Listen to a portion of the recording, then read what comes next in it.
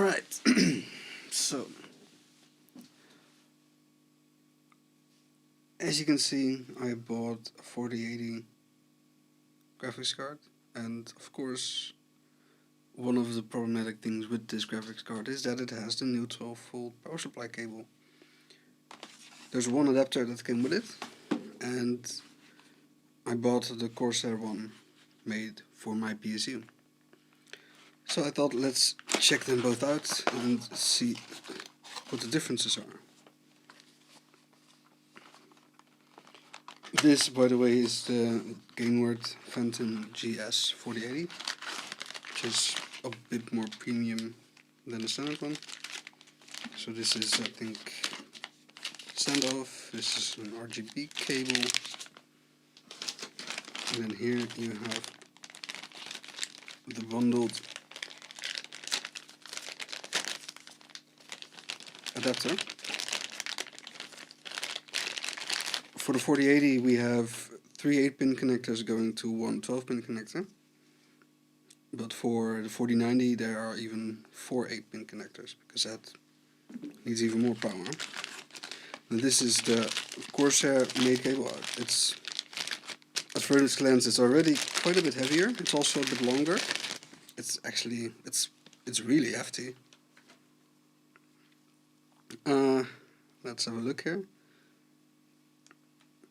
So this cable is compatible with the power supply that I have, which is an H1000. Well, it's a very stiff cable, and it's a flat cable as well. And it has 2 power connectors going into the PSU side.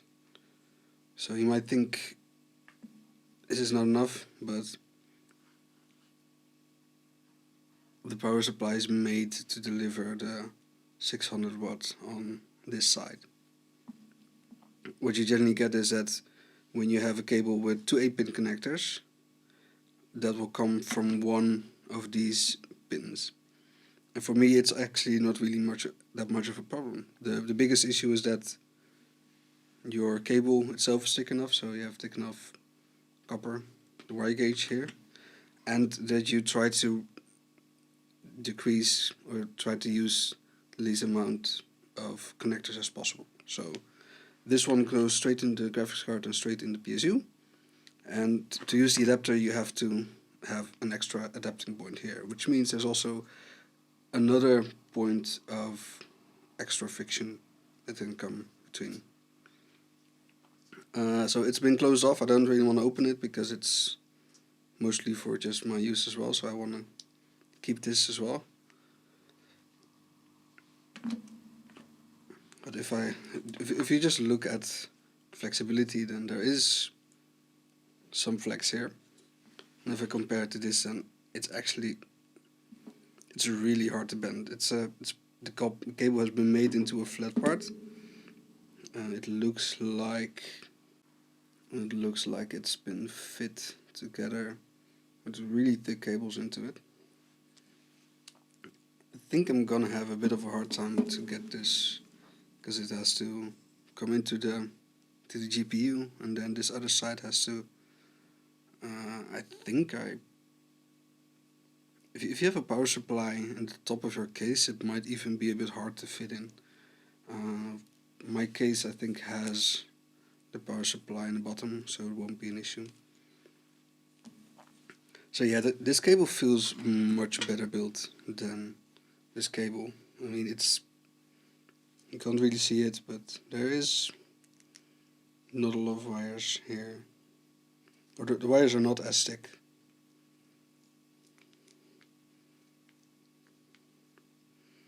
Yeah, this definitely seems like the cable that's been made for the lowest bidder. And if I compare the connectors themselves, so 2 pins have not been connected. I'm guessing that's the 2 sense pins, because they aren't really being used right now. The idea behind the sense pins is that the cable can actually tell if it can actually communicate how much power it needs and if the power supply can give it. But in practical uses, it's actually It's a bit harder than that, because if you have a cable that should work, but then your power supply says it doesn't work, and you're gonna have a very confused person trying to use it. So those two pins are not in there, because there is no way to connect them up. Interestingly, however, is that if you look at how far they stick out, then there's the adapter is actually a bit more consistent. So in the Corsair adapter, it's a bit more deeper on one end and a bit less deep on the other. Actually, I think it's for both.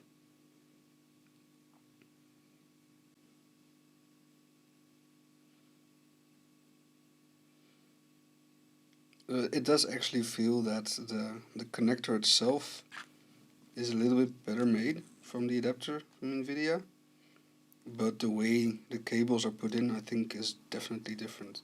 So there is really no give here. And if I look at this one, then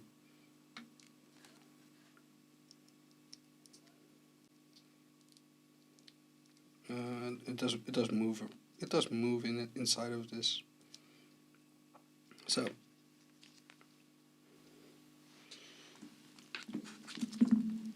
obviously I'm going to use this cable, which I bought for 20 euros, and it will also save me the ugly cables going into this adapter. So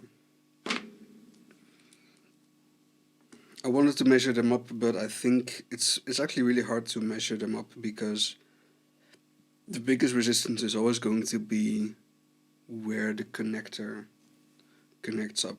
So you need to have a good surface contact on the connector, and then you can fix them up. I can try to do one. Right, the bottom left, that's actually very convenient. And I'll switch it to resistance. Yeah, resistance is really low. If I move it around a bit, it's at 0.2 ohm. And then let's do the same with the adapter. So let's set it to resistance, and then it should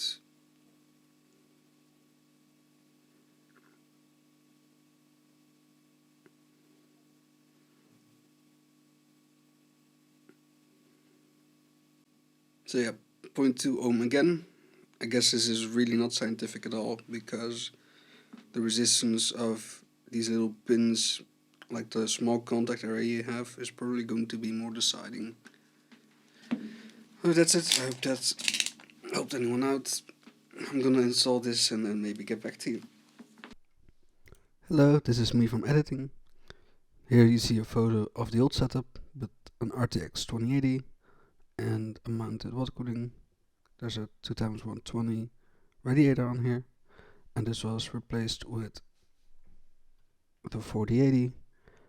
As you can see, it's quite a bit bigger. The cooling block takes up more than 3 slots, so it does seem more in comparison with Noctua NDH15 here.